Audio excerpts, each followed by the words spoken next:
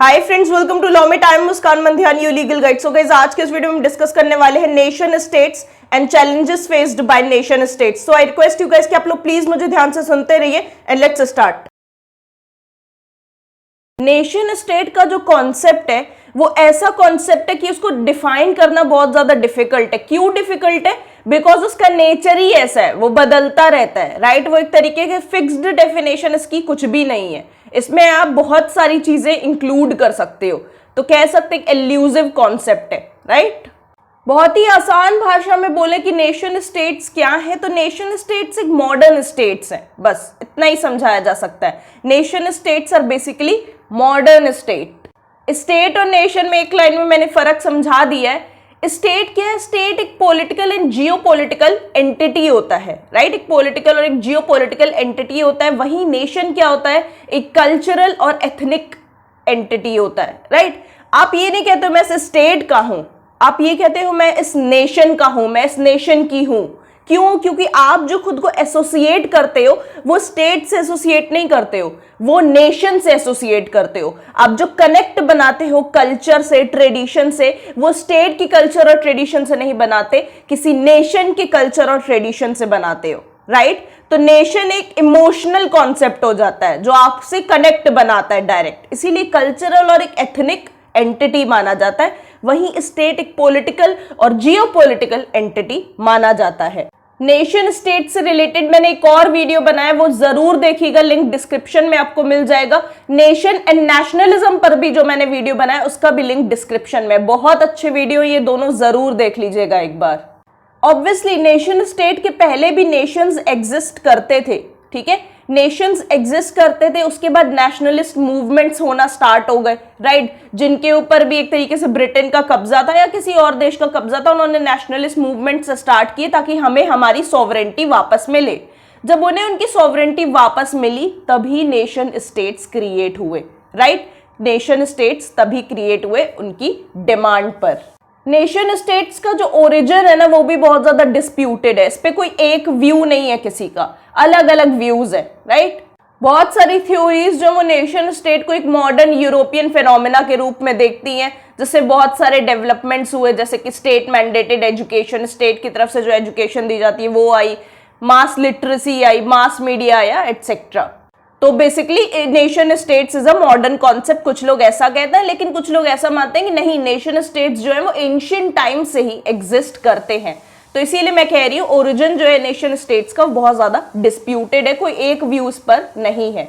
Essential elements क्या है nation states के वो देखेंगे, लेकिन उसके पहले बता दूं सारे नोट्स मेरे टेलीग्राम चैनल लॉ में योर लीगल गाइड पर अवेलेबल है, लिंक डिस्क्रिप्शन में जाके जरूर से ज्वाइन कर लीजिए। इस टॉपिक पर बिल्कुल भी मटेरियल अवेलेबल नहीं है, ना ही नेट पर ना ही कहीं और, ठीक है। तो मुझे जितना भी मटेरियल मिल पाया मैंने उतना ही आपको दे दिया इस वीडियो में।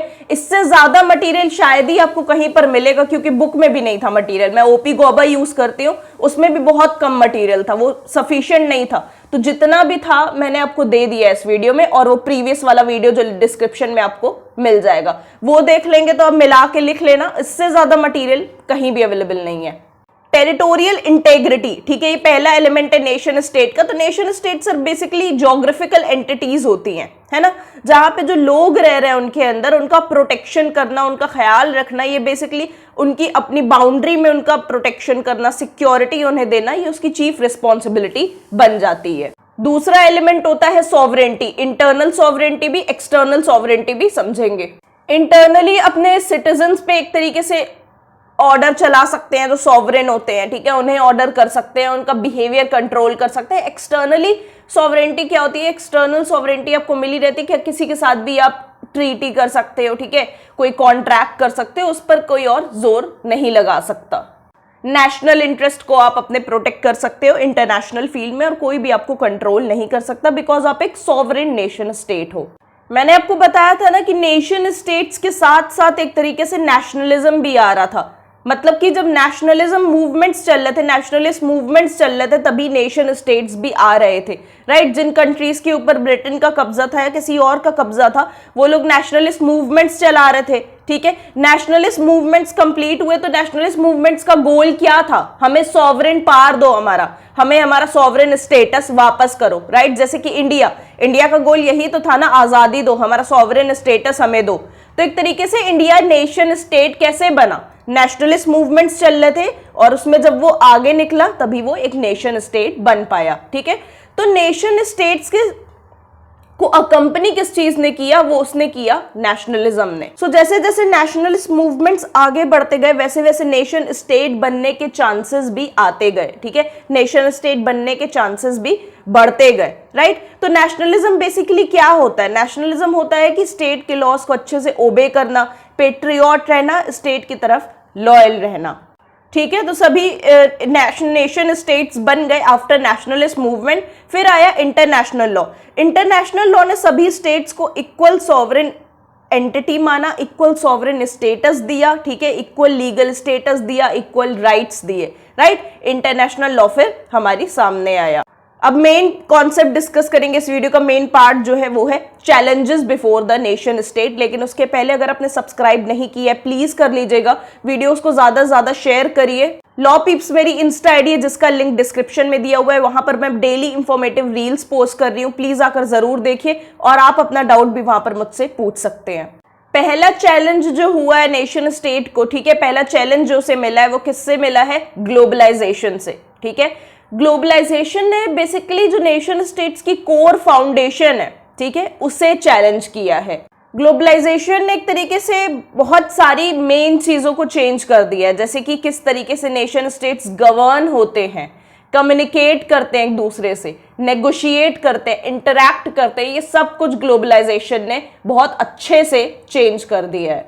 जो मोरल और सोशल एनवायरनमेंट होता है ना किसी नेशन स्टेट का, उसको ये जो ग्लोबलाइजेशन है चेंज करता जा रहा है और अफेक्ट कर रहा है। कैसे? जिस वजह से नेशन स्टेट में फाइनेंशियल मेल्टडाउन आ रहा है, फाइनेंशियली अफेक्ट हो रहे हैं नेशन स्टेट्स, पॉवर्टी आ रही है, हंगर, डिसेंशन, ठीक है, इंटर स्टेट वॉर्स हो रहे हैं, ठीक है, between ethnic, tribal and religious groups, right. यहां तक कि नेशन स्टेट्स के ज्यूरिसडिक्शन तक ये ग्लोबलाइजेशन का असर देखने को मिलने लगा है। जो किसी दूसरे स्टेट्स की ऑर्गेनाइजेशंस रहती हैं, मल्टीनेशनल कॉरपोरेशंस रहती हैं, राइट, उन्होंने एक तरीके से नेशन स्टेट को गवर्न करना स्टार्ट कर दिया है। फाइनेंस कंट्रोल करती हैं, कॉमर्स कंट्रोल करती हैं, domestic as well as international politics को कंट्रोल करती हैं, राइट। ये सब क्या हो रहा है? नेशन स्टेट्स की पावर उनसे छिनती जा रही है।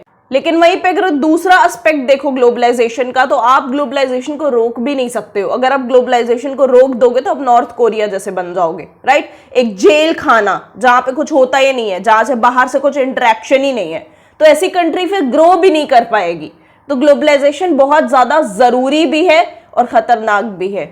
जो एंटी नेशनलिस्ट एक्टिविटीज होती हैं, जो टेररिस्ट एक्टिविटीज होती हैं, बेसिकली वो किसी नेशन स्टेट को डीस्टेबलाइज करने में, ठीक है, नॉर्मल सिचुएशन को खराब करने में काफी हैं। देखो किसी स्टेट में अगर कुछ हो गया तो आप भी अफेक्ट होगे ही होगे, ठीक है। आपको हाई अलर्ट पर जाना पड़ेगा। अगर वो स्टेट आपका पड़ोसी स्टेट है तो आपको भी समझ जाना चाहिए कि हम भी टारगेट पे हैं कहीं ना कहीं, राइट। आपको अपने सारे रिसोर्सेज, और अगर आप ही के स्टेट में अटैक हुआ है तो आपके जो सारे इंपॉर्टेंट रिसोर्सेज हैं वो आपको वहां पे लगाने होंगे। फाइनेंस जो आएगा ही आएगा, ठीक है, जो खर्चा होगा होगा। इकोनॉमी भी बहुत बुरी तरीके से हिंडर हो जाएगी, इकोनॉमी पर बहुत ज्यादा झटका लगेगा एक अच्छा वाला। इस वजह से ये चीज बहुत बुरी तरीके से अफेक्ट करती है आज के टाइम पे किसी भी अच्छे खासे नेशन स्टेट को। और स्टेट इस चीज को इग्नोर भी नहीं कर सकता, अदरवाइज वो खत्म हो जाएगा, राइट। इसको इग्नोर करोगे तो बचोगे ही कहां, है ना। तो ये एक तरीके से प्रोग्रेस जो है किसी नेशन स्टेट की, उसको हिंडर करते हैं, उसको रोकते हैं, राइट। किसी भी नेशन स्टेट की प्रोग्रेस को रोकने के लिए काफी है। क्यों? क्योंकि आपने अपने सारे रिसोर्सेज इन एक्टिविटीज को रोकने में लगा दिया है, तो आपके लिए जो डेवलपमेंट के लिए जो रिसोर्सेज चाहिए वो बहुत कम बचते हैं। बहुत ही रीसेंट चीज मैं आपको बता रही हूँ, बहुत ही रीसेंट चैलेंज बता रही हूँ मैं आपको, इमिग्रेशन। इमिग्रेशन एक बहुत ही सीरियस चैलेंज है नेशन स्टेट्स के लिए, बहुत ही सीरियस चैलेंज है। जो दूसरे स्टेट से माइग्रेट करते हैं वो लोग एक्चुअली में ना social, economic, political problems generate कर देते हैं नेशन स्टेट्स के लिए। क्या क्या प्रॉब्लम्स आती हैं? पहली तो है कि अब तुम्हारी पॉपुलेशन बढ़ जाएगी। जिस भी स्टेट में ये लोग जा रहे हैं, ठीक है, जिस भी स्टेट में माइग्रेंट्स जा रहे हैं उस स्टेट की पॉपुलेशन बहुत तेजी से बढ़ेगी, राइट। सोशल इंस्टीट्यूशंस जो है वो एडवर्सली अफेक्ट होंगे। Increase in demand of for goods and services, ज्यादा लोग होंगे तो ज्यादा गुड्स और सर्विसेज की डिमांड करेंगे। अब जब ये लोग नौकरी मांगने जाएंगे कहीं, जो माइग्रेंट्स हैं, तो जो लोग पहले से ही नौकरी कर रहे हैं, जो स्टेट के लोग पहले से ही नौकरी कर रहे हैं, उनको माइट भी नौकरी से हटा दिया जाए, राइट। नेशनल्स का डिस्प्लेसमेंट हो जाएगा ऑक्यूपेशन से, जो स्टेट के लोग हैं उन्हीं के लिए नौकरियां कम पड़ जाएंगी, ठीक है। तो displacement of nationals from occupation, right, in the country side.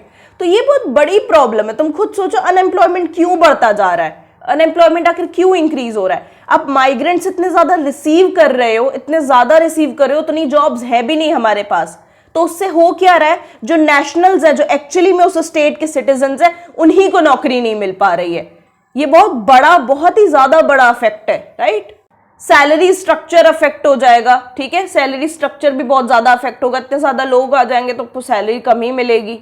Obviously जो लोग बाहर से आ रहे हैं वो लोग नए डिजीजेस भी अपने साथ लेकर आ रहे हैं, नई हेल्थ प्रॉब्लम्स भी हमारे लिए खड़ी कर रहे हैं।